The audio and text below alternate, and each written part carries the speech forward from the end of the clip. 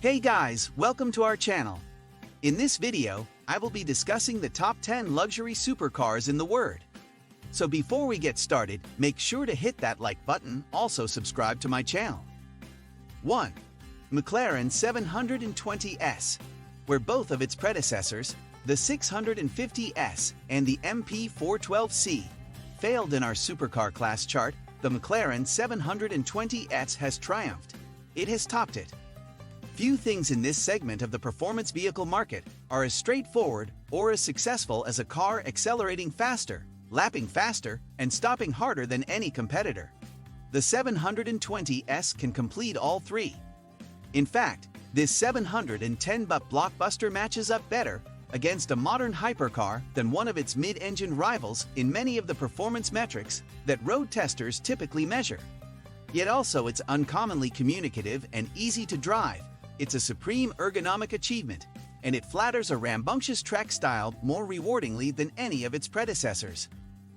McLaren launched a lighter, faster and generally more track-focused version of the 720S, the 765LT, in 2020.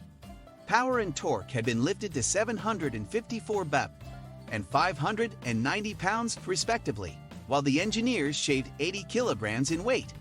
It's a very special car indeed, and itself also an Autocar Top 10 chart topper, being ranked separately in our Hardcore Sports Cars chart. 2. Ferrari SF90 Stradale. This successor of sorts to the LaFerrari hypercar is the most powerful road car in Ferrari's history. The car also set the quickest lap time around the firm's Fiorano test track. Oh, and it's a plug-in hybrid that can travel for up to 15 miles on electricity alone. The SF90 Stradale is a very different kind of Ferrari then. It makes use of a heavily reworked version of the 488 Pistas twin-turbocharged 3.9-liter V8, which is complemented by a trio of electric motors that raise the Ferrari's total power output to a staggering 986 bp, allowing for a 0-62 miles per hour time of 2.5 seconds. It's a technological tour de force for sure, yet despite the additional weight that the powertrain brings, it's still just as incisive, intuitive, engaging, and devastatingly quick as you would expect a mid-engine Ferrari to be. 3. Ferrari F8 Tributo. Ferrari will tell you its new F8 Tributo is a replacement for the excellent 488 GTB, but in reality it's more of a heavy facelift. That said, it's a facelift that makes use of plenty of reworked engineering know-how from the stunning track-focused 488 Pista and the 488 Challenge race car, so we can probably cut Ferrari some slack in this respect. Anyway, its twin-turbocharged V8 now develops 710 bp and 568 pounds, and surprise, surprise, it's as devastatingly fast as ever. It may still lack some of the oral drama of the old 458 Italia's naturally aspirated V8, but the introduction of a new hot tube resonator helps pipe a dash more noise into the cabin. Variable boost management ramps up torque gradually too, so it not only feels more like an Atmo engine, but also almost eliminates turbo lag. The F8 Tributo's chassis is the main attraction, however. Not only does it make the engine's stratospheric performance accessible, but it also endows the car with otherworldly levels of agility, balance, and handling panache. Make no mistake, this is a sensational supercar. 4. Lamborghini Huracán Evo. Only the makers of the world's rarest and most expensive, hand-built automotive exotics can now really compete with Lamborghini when it comes to creating cars of pure combustive drama, traffic-stopping looks, and feral, unfettered soul. The Huracán may be the firm's entry-level model, but it's no second-order offering when it comes to its sensational styling or its fantastically wild, naturally aspirated V10, an engine that over-delivers in equal measure on speed, responsiveness, and audible character. The facelifted Evo version gets rear-wheel steering and torque vectoring, and the results raise the Huracan's game closer to that of its McLaren and Ferrari rivals. That you also get the 631 bp powertrain from the old, hardcore performant seals this junior Lamborghini's reputation as a seriously rewarding, engaging supercar. 5. Ford GT. The myth and mystique of the Ford GT stretching back more than 5 decades to the GT40's string of successive victories at Le Mans, would have given this car a larger-than-life presence in any class in which we put it, and lends it an appeal that's utterly unique and difficult to quantify. The car having originally resurrected in 2005, this third coming of the motoring legend is a cleverly conceived road-going version of Ford's World Endurance Championship racer.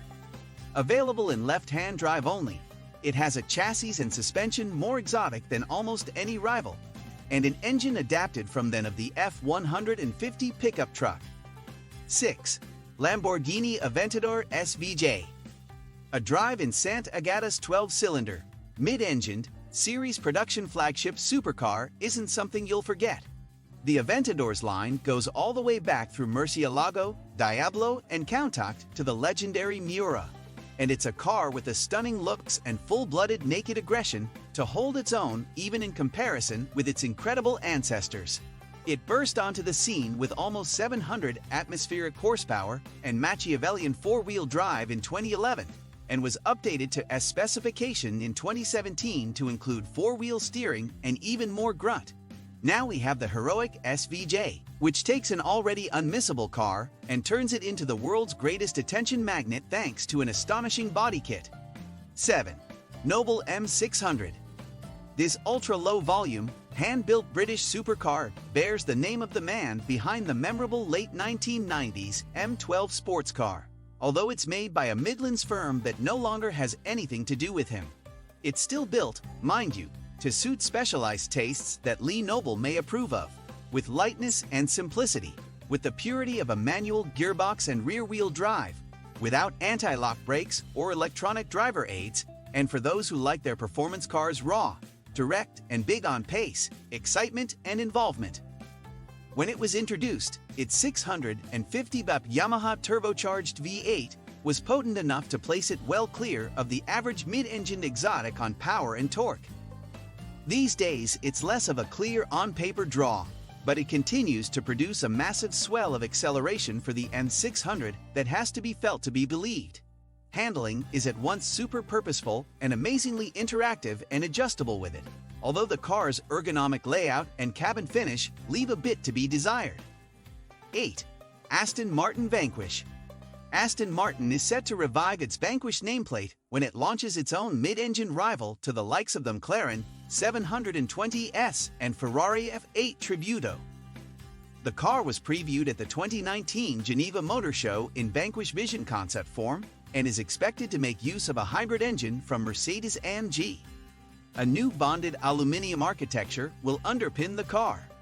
Production is expected to commence at Aston Martin's Gaydon facility in 2022, with prices likely being around the £250,000 mark when it eventually hits the market.